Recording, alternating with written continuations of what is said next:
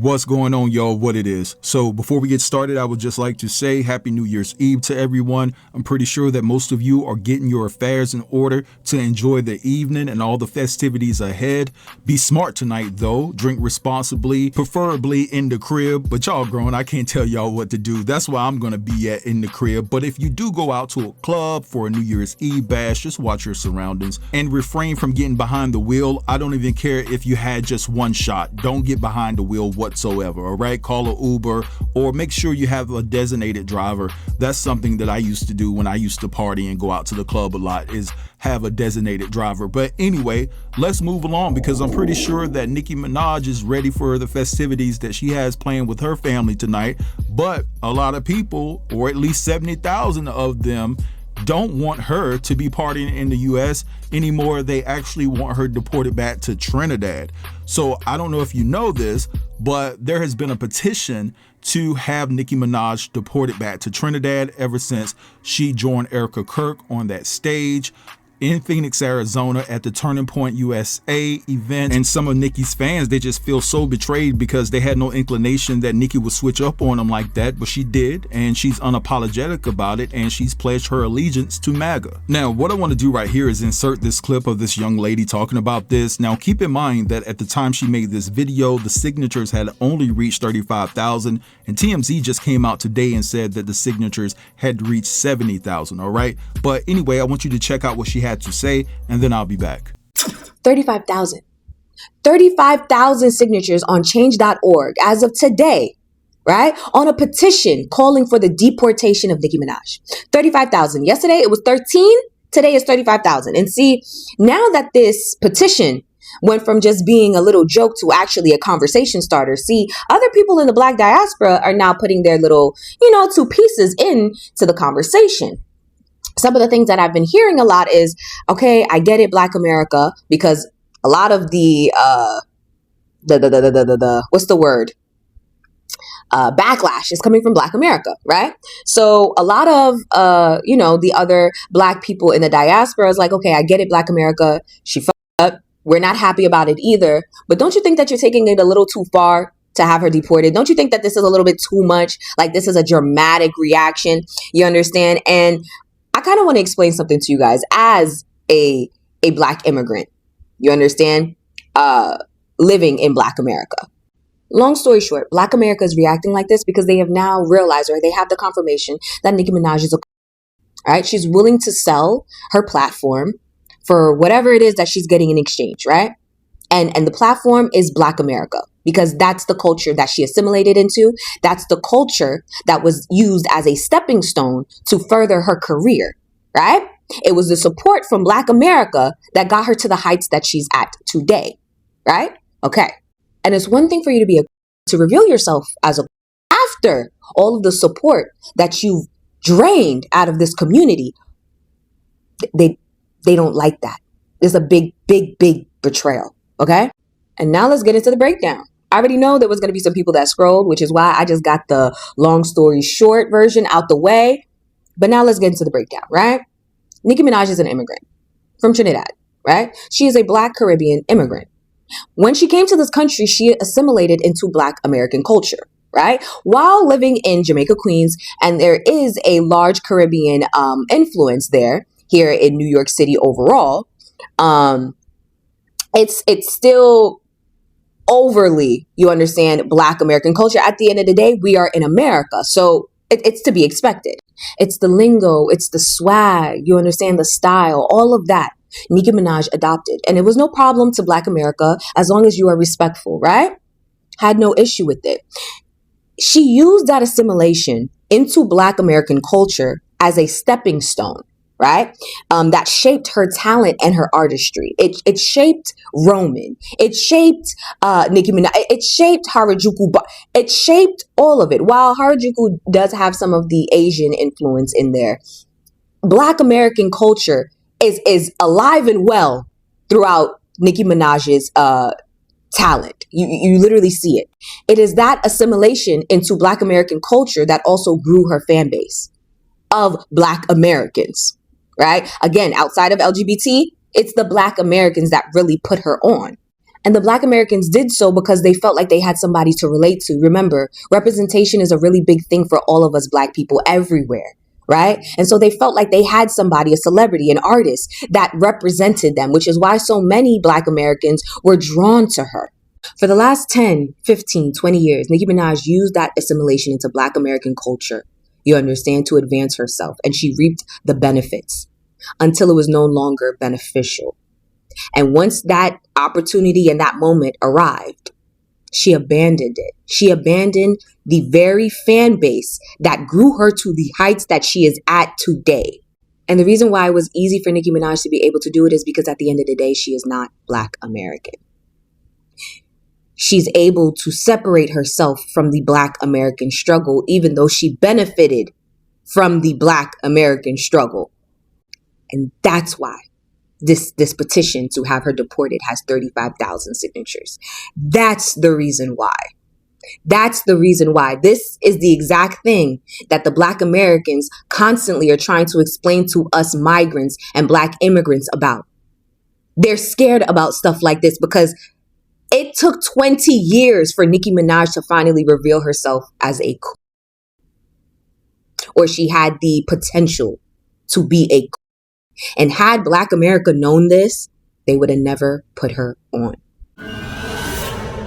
All right, so you guys just heard all of that. And listen, I don't see the importance in this because at the end of the day, she's aligned herself with the side that is definitely making those decisions to deport illegal aliens and things of that nature. So with her alignment, I don't see how she's going to get deported. Maybe you guys know something I don't know. Drop down in the comments and let a brother know. You know what I'm saying? Educate me on how this is going to be beneficial to getting Nicki deported. Now, I will say this, with this Nicki situation, it puts this administration in a tricky spot because people who are for deportation, they will use the excuse like, well, for illegals that have been over here for years and years and decades and they weren't able to obtain their citizenship, well, it's on them. They had the opportunity, adios. Well, that same ideology could be applied to Nicki because Nicki has been here for years, and what is her reason for going all of these years without getting her U.S. citizenship? You know what I'm saying? So I don't know. Maybe Nicki was told that this is the only way that she could get her citizenship.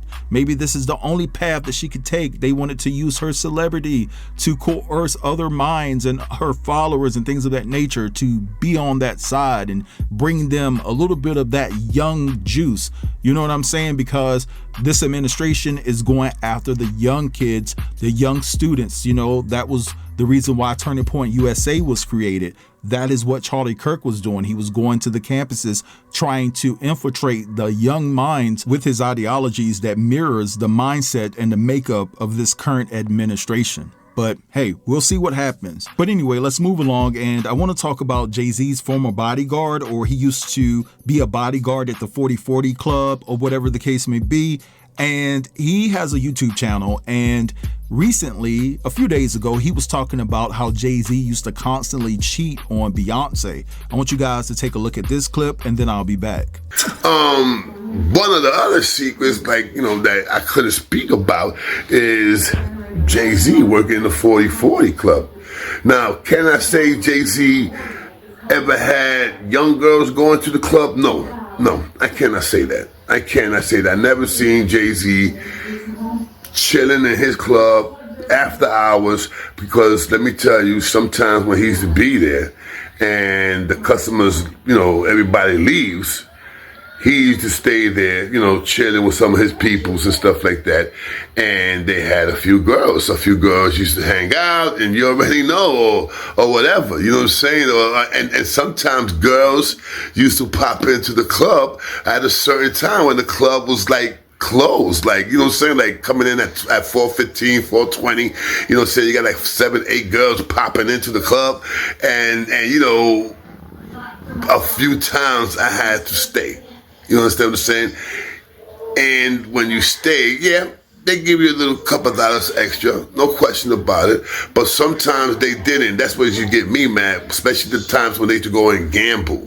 Oh yeah, man. They used to go in one of the VIPs upstairs. In the 4040 Club, you had numerous secret, what I used to call super VIPs. You understand what I'm saying? That they have rooms that they had their own little bar, their own little bartender, and the whole 9 yards. That was like super VIP. So they used to pick one of those rooms, or most likely they used to go to Jay-Z's office. That was crazy. His office was off the meter. I'm serious, bro. So, you know, they used to go in his office and just gamble. And sometimes I used to get tight because the dude used to not look out. You know what I'm saying? It was like, you know, working for free. You know, like, I mean, once in a blue moon, the dudes that was there who was gambling, whatever, and I ain't, you know, saying that it's a few, and they used to come up and hit me off with a little 20, little 30 spot. But Jay-Z hitting me off? Or Damien Dash? Hell no, son. Never those two ever hit me off. You understand what I'm saying? But I was not working for Damien Dash. I was working for Jay-Z. But then again, if you're a bouncer and you holding the club down, especially when it's closed down and these dudes are gambling, you understand? And anybody gonna try to stick the place up, guess what? They're gonna bump into the bouncer first. And being honest to you, there was times that I used to go strapped. There was times I used to go to work strapped. Sometimes the clubs didn't know that because, you know, I was not licensed. You know what I'm saying? So, yeah, I used to go strapped, B. No question about it. So, and some of them knew. Like, the people from the 40 knew I used to go strapped. No bullshit. So I used to feel like disrespected. But, you know, as girls, oh, yeah. Oh yeah, Jay-Z played Beyonce like crazy. Oh no, there's no bus about it, son. There's no bus about it. Jay-Z was doing his thing. Alright, I mean doing his thing. There was one time I remember, bro, this girl was like I don't know if she was Chinese, Japanese, or what, but she was bad though. But she comes out in one of the rooms, be twisted, but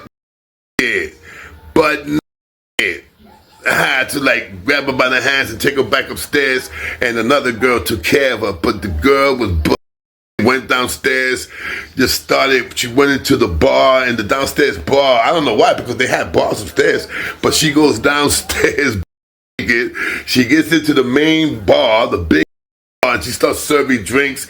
I know she dropped a bottle of some expensive alcohol. I don't know what it was, but it was expensive. You feel me? That the manager, you know, got it upset. But yeah, it was crazy. And this girl used to be there too, and she used to gamble crazy money. And I'm talking about the girl, I forgot her name, but she was like Jay-Z. She owned a little piece of Jay-Z, and she was like Jay-Z's manager, like this is the girl that got caught with, and there's rumors that she snitched. I mean, I'm pretty sure you guys know who I'm talking about. She had the black hair. I think she was Spanish. You understand what I'm saying? Mercy, was her name Mercy, something like that? But yeah, but this is the girl that got in trouble for that federal, and she snitched on the whole crew.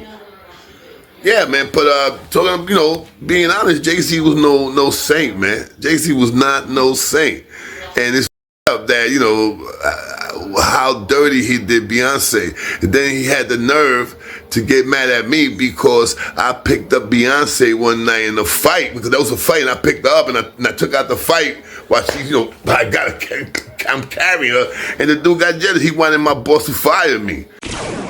All right, so you just heard what the brother had to say. Hey, he might be the Gene Deal 2.0. Somebody dishing dirt on Jay-Z. You never know, right? But he was just giving his account about the things that he's seen when he was working at Jay-Z's club, the 4040 Club, or whatever the case may be, and how he was doing Beyonce something dirty, you know? But at the end of the day, his YouTube is K Solo Rivera, I believe it is, if you want to go check it out, because he said that he had more in store, and he vowed to put it down on his channel by telling a lot of secrets and his past experiences dealing with celebrities and things like that. But anyway, I'm gonna let this go right here. I want you guys to feel free to drop down in the comments and let me know what you think about everything I talked about in this video. Don't forget to like, comment, share, and go ahead and subscribe to the channel if you're new here. I'll get with you guys later. Peace. Tough News TV. We out.